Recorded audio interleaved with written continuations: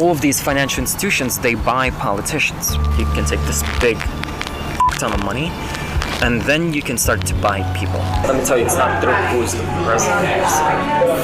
It's who's controlling the wallet.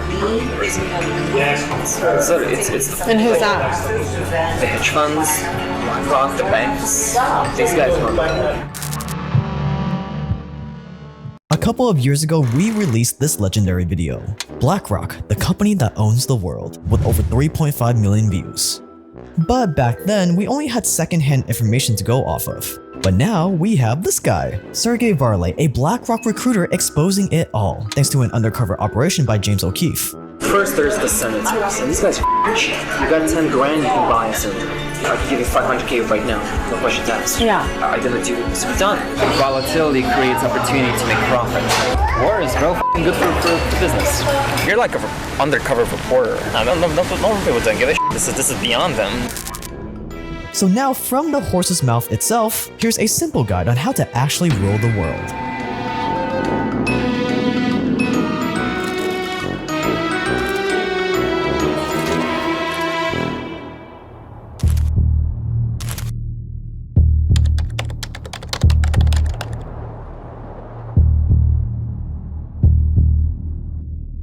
Step number 1, to rule the world, you first need to control an obscene amount of money. See, money gets you to the big boys table. And when you're at the big boys table, that's where you can actually start influencing how the world works. Anybody who wants to go into politics, they're all puppets.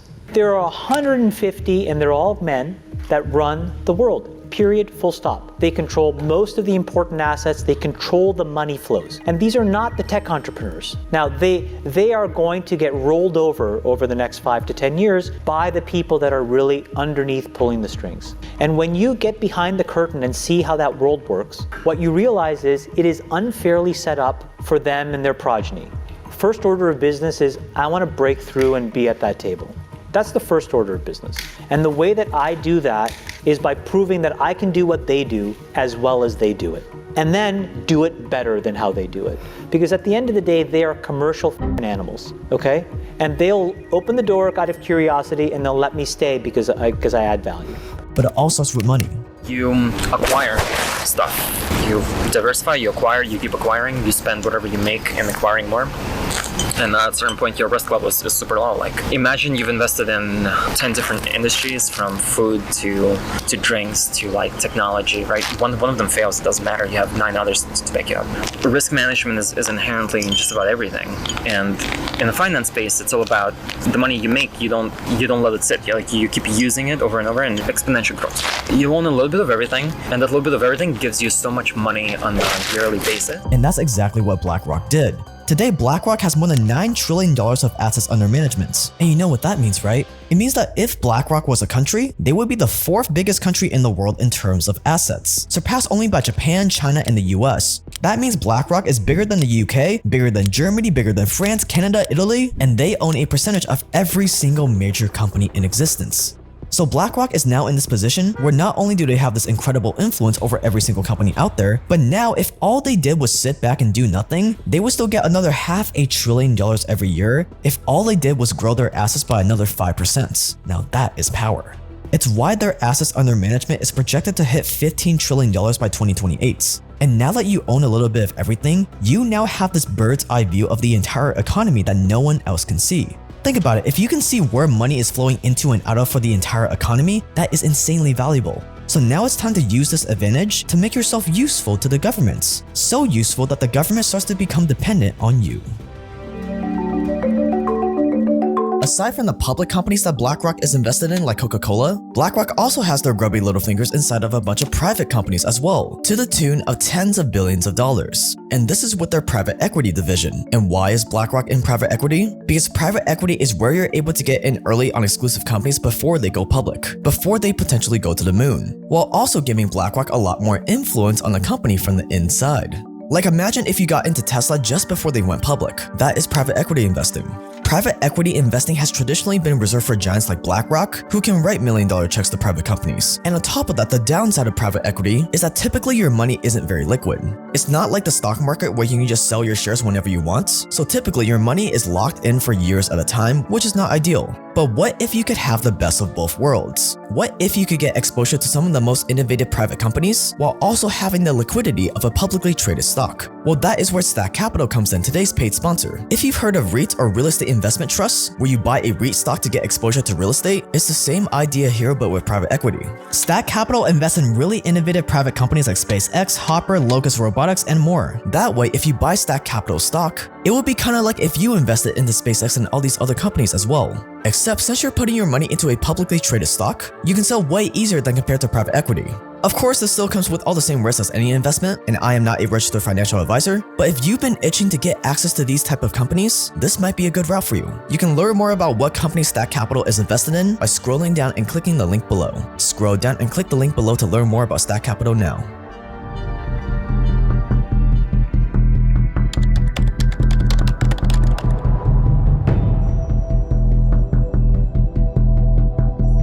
Step number 2, make yourself indispensable to the governments. Economic simulation. They need to understand the impact of something. Like they're gonna raise the interest rate, for example.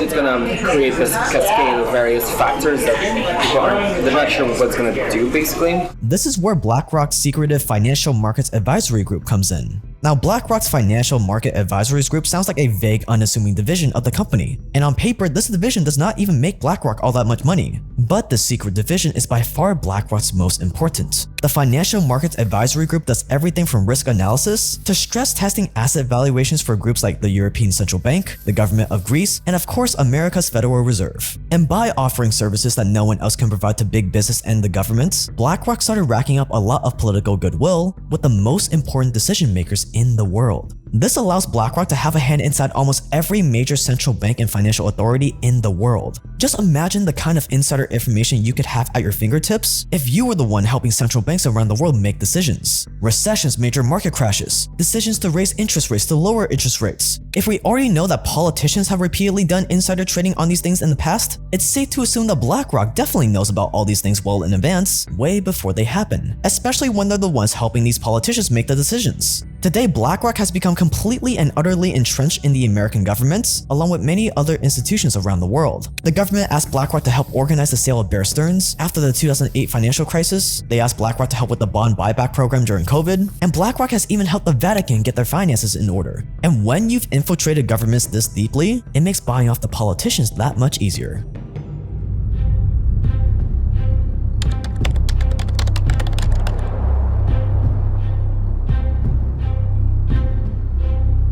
Step number 3, buy yourself a few politicians. All of these financial institutions, they buy politicians. Let me tell you, it's not through who's the president, it's who's controlling the wallet.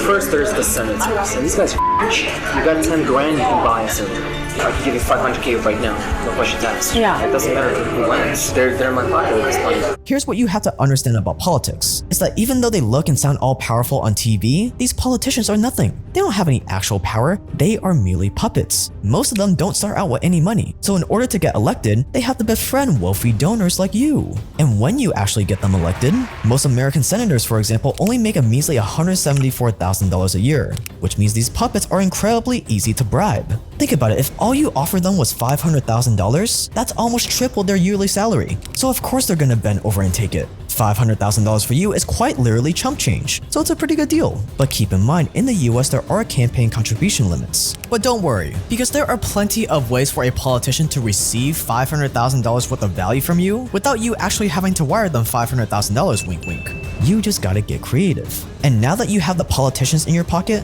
now it's time to double down on one of the most profitable arenas, war.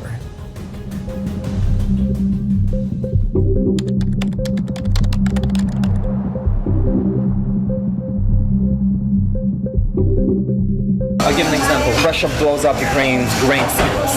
Price of wheat's gonna go mad up. So what are you gonna do if you're a trading firm? The moment that news hits, within a millisecond, you're gonna pump trades into whoever the wheat suppliers are, into their stocks. Within an hour or two, that stock goes up, and then you sell, and you just made, I don't know, however many mil. This is fantastic if you're trading. Volatility creates opportunity to make profit. War is real good for business. It's exciting when goes wrong, right?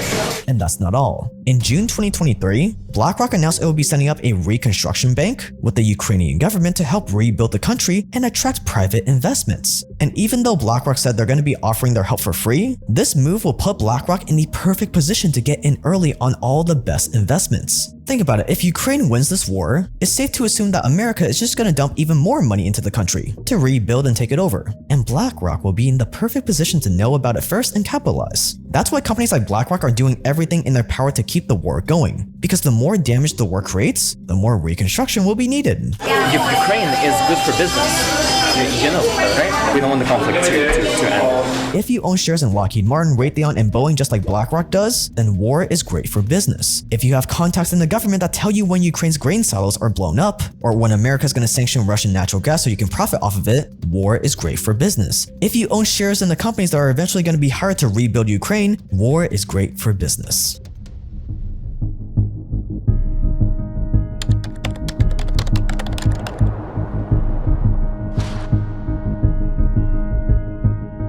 And from there, you're kind of set. Because again, if all you did right now as BlackRock was just sit back and let your money compound, it will practically be impossible for anyone to catch up to you. You'll keep getting more and more in bed with governments around the world. As you continue helping them, you'll continue buying more politicians, you'll continue getting first dibs on the most lucrative investments out there, and you'll continue profiting off of crises as they happen. All you gotta do is make sure you continue operating in the shadows, staying out of the limelight as much as possible. They don't want to be in the news. They don't want people to talk about them. They don't want to be anywhere on the radar. Why not? I don't know, but I suspect it's probably because it's easier to do things when people aren't thinking about it. But let's be real. Even if the masses did realize what you were up to, they're not gonna do anything about it. They're too preoccupied with TikTok paying their rent on where they're gonna go out this weekend to care. Normal people don't give a shit. This is beyond them. So that is the cycle of life. First you get the money, then you get the power, then you get everything. What I try to tell you, this country, you gotta make the money first. Then when you get the money, you get the power. Then when you get the power, then you get the woman. That's why you gotta make your own moves.